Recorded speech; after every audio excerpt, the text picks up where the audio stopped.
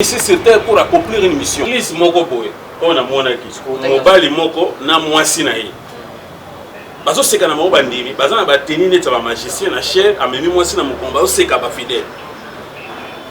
Maintenant, version na zotanga eza pona mutu on atangi kombo Joël Francis Tatus na mwasi. OK, voilà. Bible zo bana biso na 2 Pierre chapitre 3 le verset 9.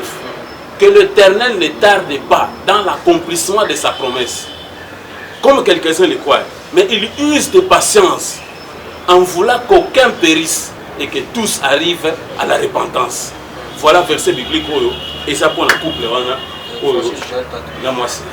Moi na zaki na zamba na village, Dieu fait grâce à qui il veut. Zamba sala ngolu na mutu alingi. Ndoki, mutu nyonso nganga, Dieu fait grâce à qui il veut.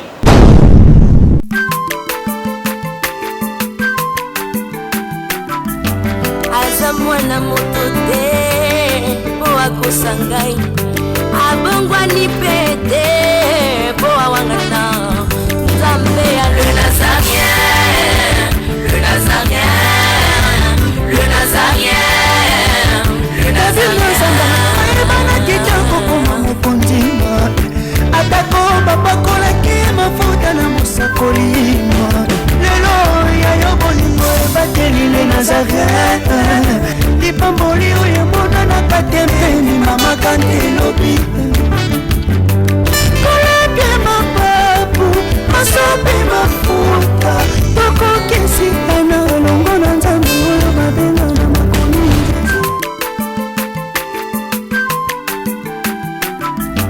Aza mwana moto te po akosangai abongwani pete po awangana Nzambe ya le Nazarien, le Nazarien, le Nazarien.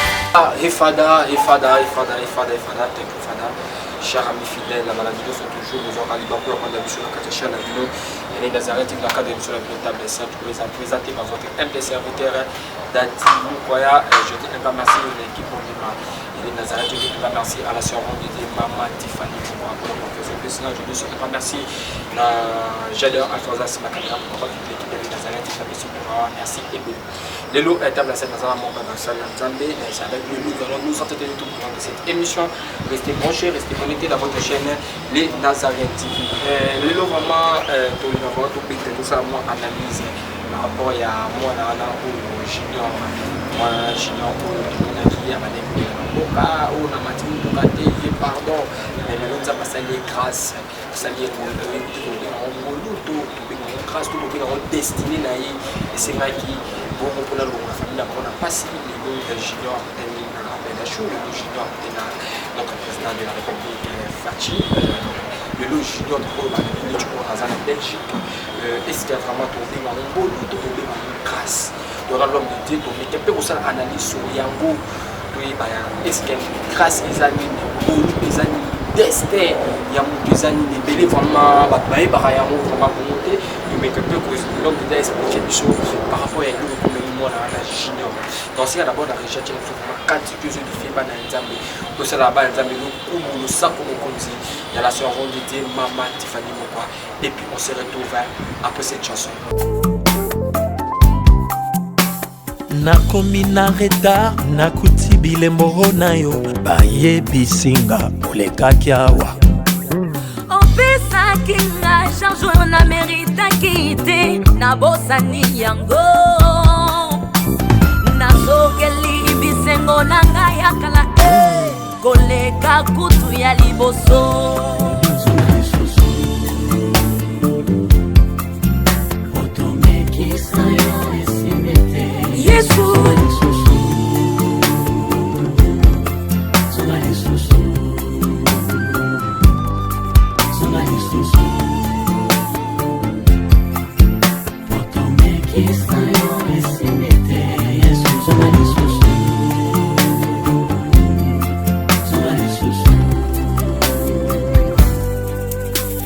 effort ba relation nakutani nango na absence na yo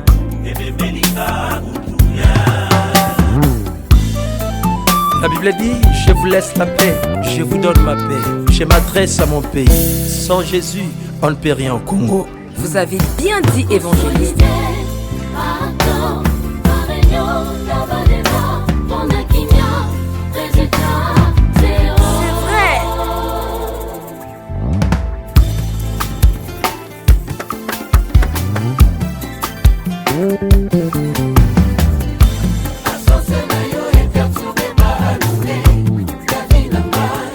Kozanga yo passé Yaya ranga yo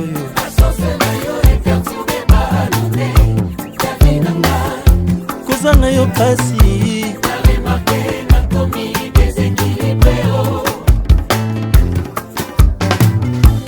Bichot, ça le plaisir, la Philomène, mon thème de moi, c'est une surprise qu'on appelle 3 fois boss, Jack, pour les pifs de Bichot, on le sent vraiment.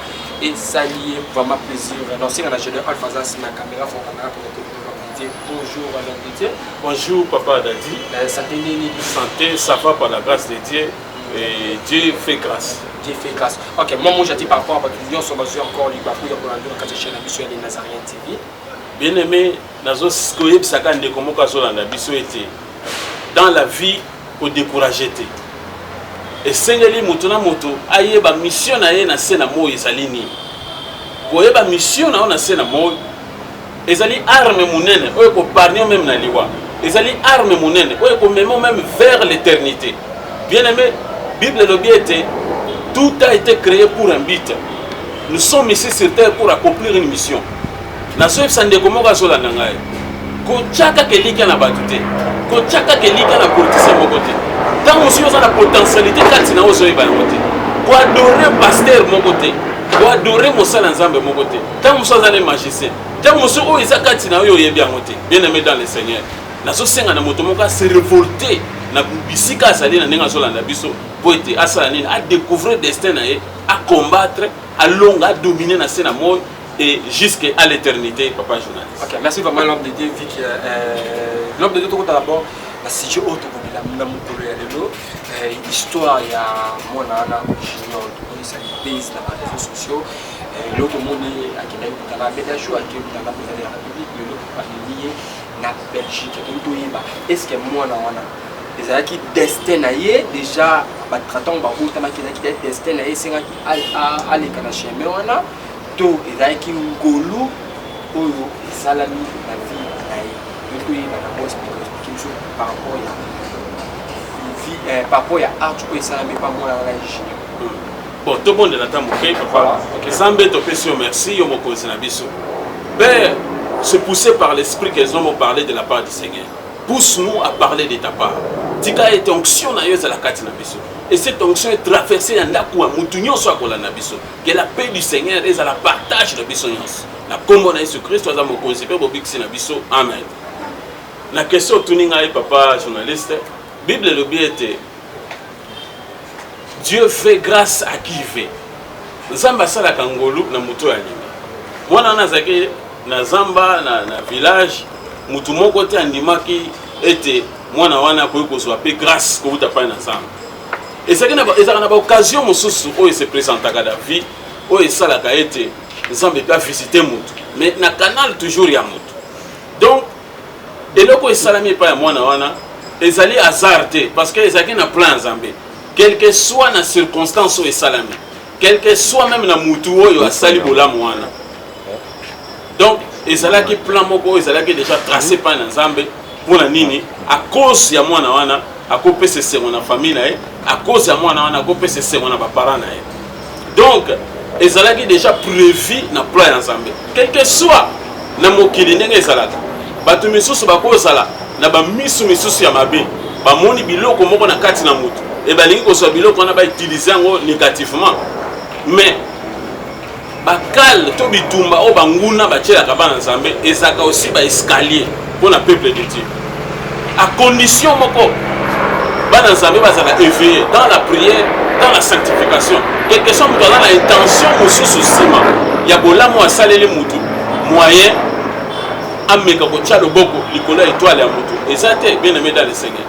Moyen tcha le boko na kati na mwana ya mutu to ayiba étoile ya mutu to asakana na bomo ya mutu ekozala te. Pourquoi il y a la prière et il y a la volonté de Dieu. Dieu a permis cette circonstance pour nini pour abimisa batu moko na pauvreté, pour abimisa batu moko na passe, pour na kopesa sengo na libota moko boye. Mais na bino batu bozuye sengo wana boko bosa na Nzambe te. Na bino batu bozuye sengo wana jamais bokoki kosala nini kotika prière to ko abandonner Nzambe parce que bolamu wana euti pa na Nzambe. Quelque soit ndenge na uti kolobawa ezali plan moko magnifique pour être na ko détruire batu spirituellement, même na ko détruire l'avenir à moto à cause de bien matériel ou bien na bolamu moko boye. Et Dieu par la prière a la capacité ya ko anéantir par force wana bien aimé dans le Seigneur. Yango moni bana Nzambe et sengeli tango so combattre na sena moi pour combattre avec la verge. Moïse a combattu Amalek avec sa verge. Cela veut dire quoi? Bien aimé dans le Seigneur. Moïse tango so kene ko libérer peuple israélien atuna ki Nzambe na ko mema nini bien aimé. Ndenge nini bana peuple israélien ba ko accepter ngai. Nzambe ayebisa ki ozana nini na maboko na sana nzete. Bwaka nzete na sebonga minyoko. Abese simba à chaque fois Nzambe abane ko utiliser Moïse toujours attaquer na nzete na. Nzete wana verge wana ça signifie quoi? Ça signifie les dons que Dieu a mis dans quelqu'un.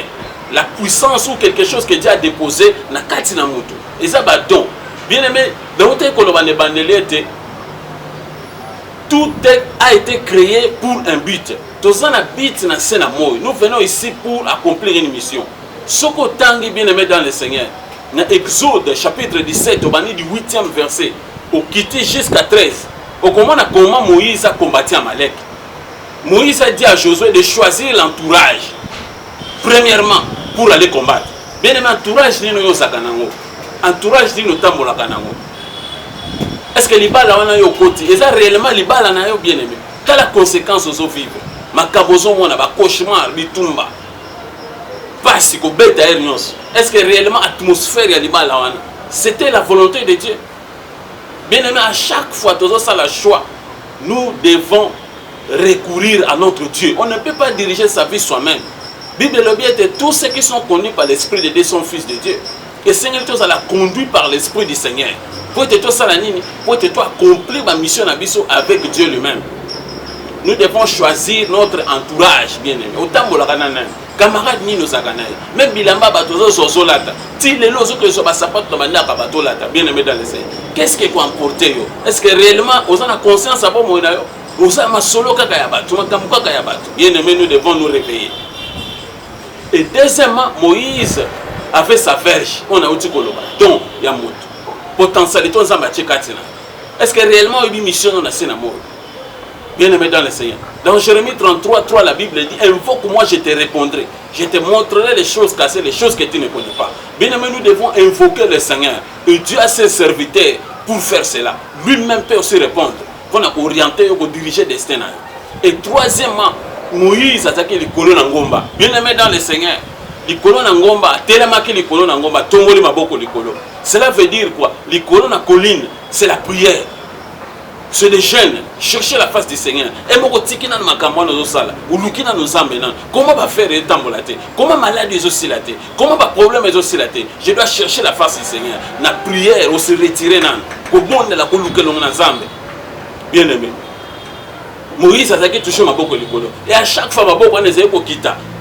Israël a été kopola. À chaque fois, ma boko a été komata. Israël a été gagné. Pourquoi? C'était la force de la prière, la force de l'intercession. C'est parmi les armes spirituelles bien aimé dans le Seigneur, la prière. Et vous allez remarquer que Moïse à un certain moment a lembaki. Quand Walembi a vu libanga moko tché soubassement. Bien aimé, c'est libanga wana c'est Jésus-Christ. Nous avons besoin d'avoir Jésus dans nos vies. Romains chapitre 10, le 9e verset. Si tu confesses de ta bouche le Seigneur Jésus-Christ et si tu crois dans ton cœur que Dieu l'a ressuscité des morts, tu seras sauvé. Bien-aimé, venez à moi, vous tous qui êtes chargés, fatigués. Je vous donnerai du repos. C'est le Seigneur qui donne le repos. Moïse a l'embaki, l'avait fort dans Yemoka Lembi. Mais il avait besoin de l'Ibanga, Osaïe Soumassia. Pour être à Salanini, pour être à Lunga Bitumba. Bien-aimé dans le Seigneur, à ça qui soutenir na Ur, na Aaron. Pourquoi? Parce que bien-aimé, pour l'onga na Mokili Oyo, on a besoin de battre. Vous avez besoin de ça ensemble, va orienter, va diriger. Vous avez besoin d'entourage à malam. Il y a un moment que Moïse a les maquis, urna rond, va simbier, va se tambola, va se bondela. Pour un entourage bien aimé dans le Seigneur, il joue un grand rôle. Bien, Dieu toujours utilise quelqu'un pour nous bénir. Et ça, le coup, moi, nous sommes bien junior. Ça va utiliser quelqu'un qui nous a béni pour ça, pour bénir, pour bénir les botans à Bango. Ça va utiliser à béni, mais votre bol, appel à chou, Azam, l'amour à Bakissi, à Soussouria, à Parara, à Soura, à la thèse, à l'éternel, il y a soulié, l'argent sale, ça ne nie pas. Quel que soit mon ouana, Bible le dit, le bien de méchants sont pour les enfants de Dieu. Ma mbongo biloko ya bato mabe eza pona bana nzambe.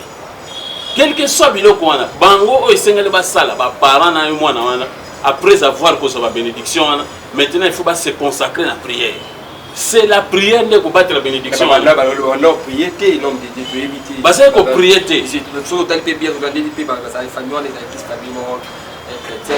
Voilà. Voilà. Parce qu'il y a des gens qui prient.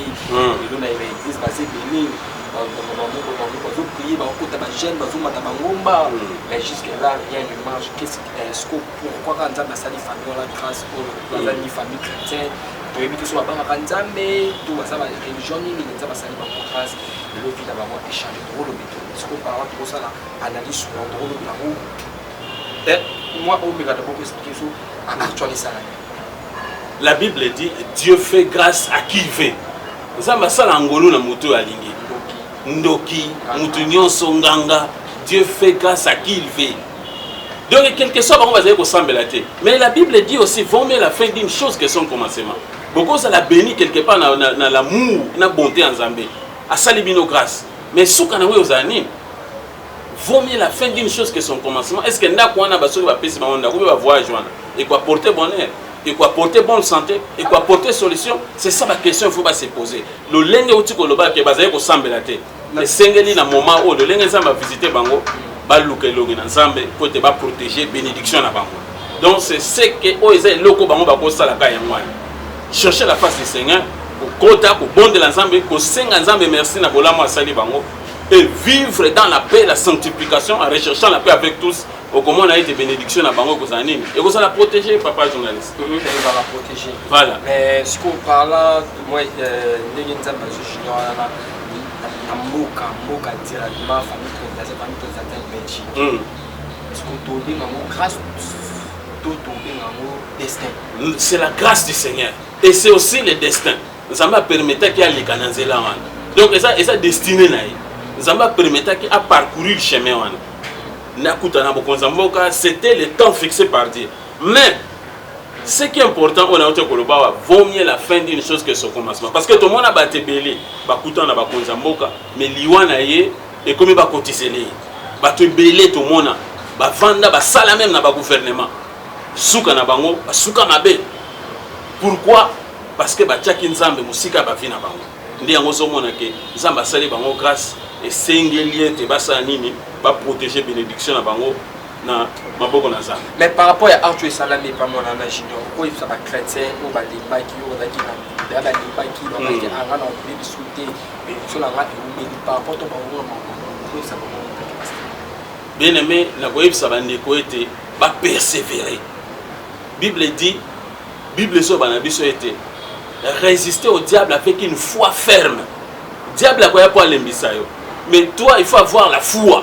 Vous avez la foi en Dieu que nzambe ata selinga lelote lobi a ko salela ngai.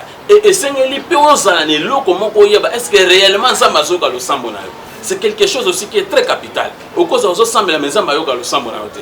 Oyeza ozo sambela nzambe ayoka ra yo te. Donc oyozo kanse que la prière monte or prière za ko monter te. Donc sengeli te bana nzambe ba arriver ya ko koma na ba point na ete ba lembate. Va continuer. Bible dit chercher l'Éternel pendant qu'il se trouve. Donc il faut nous continuer à chercher Dieu. Et la Bible dit que c'est lui qui est intelligent, c'est celui qui cherche Dieu. Donc il faut continuer à chercher le Seigneur jusqu'à ce que on soit ayano. Et pas te belé tout le monde exemple dans la Bible. Ba umela na sema kono nzambe ba mona bikamo. Bible dit si vous demeurez en moi et que mes paroles demeurent en vous, demandez tout ce que vous avez besoin. Donc il faut demeurer dans le Seigneur. et que la parole demeure aussi dans vous. Il faut l'attaler le banzambe pour être au salanine au monde le beau ensemble na bon moyen. OK, voilà, merci vraiment l'homme de Dieu par rapport à l'analyse et un tout ça un message du mail papa de Dylan numéro téléphone pour comment rapidement. Donc bana nzambe apambola bino mingi bato bakolanda biso bayebi ba message tozo pesa pour la nation et toza na message moko nzambe atasaki biso eza na église moko boye pasteur wana na mwasi na ye basalelaka nzambe bango mibale. Alors nzambe azotalisa biso na liboso na chair ye azo amemi mwasi na mokongo balati teni moko ya rouge noir comme banganga kisi e bazalaki koseka bazoseka na bango bafidèle amemi mwasi na mokongo na chair bazoseka bango. Pourquoi bien aimé tokokoma ntina niveau ya ndenge wana? Soyons des hommes et des femmes spirituelles. Soyons des hommes et des femmes spirituelles. Mais nous avons un verset moko. Nous avons un verset moko pour nous messieurs. Joël Francis tatu na mwasi. Verset n'est pas pour là-bas. Te. Na lobi église moko boye. On a mona ki. Mobali moko na mwasi na ye. Bazo seka na moko bandimi. Baza na ba tenir net ba magicien na chair amemi mwasi na mokomba. Bazo seka ba fidèle. Maintenant verset na zotanga eza pona mutu ona tangi kombo Joël Francis Tatus na mwasi. OK, voilà. Bible zo bana biso na 2 Pierre chapitre 3 le verset 9. Que l'Éternel ne tarde pas dans l'accomplissement de sa promesse. Comme quelques-uns le croient, mais il use de patience en voulant qu'aucun périsse et que tous arrivent à la repentance. Voilà verset biblique oyo et ça pour la couple wana oyo na mwasi. Voilà papa. Verset wana natangi eza pona ye parce que moi je l'aime beaucoup. Tu l'aimes beaucoup? Oui, azwa verset wana 2 Pierre chapitre 3 verset 9. A méditant on ndako na fandi yena mwasi na ebatanga verset wana. Ndia ko basere paté ko basine fois pas se répéter. Ngana pesi verset wana pona bango. Voilà, nous sommes arrivés à la fin du numéro de téléphone rapidement. Bien aimé dans le Seigneur, vous pouvez contacter sur plus 243 85 18 55 709. Plus 243 85 18 55 709. Que Dieu vous bénisse beaucoup. Ok, voilà, nous sommes arrivés à la fin de notre émission. C'était votre MBC serviteur Redati Moukoya. J'ai dit un grand merci à mon dirigé, Max Fanny Moukoya, pour la confiance que ça dit qu'on a fait dans un mois en unité parce que ça a été un bon coup. Ils ont partagé, ça n'a pas tout partagé. Et on a ça comme il faut. Mais toujours dans la émission, on va faire une fois. Machallah, vite, on se retrouve à la prochaine. Au revoir.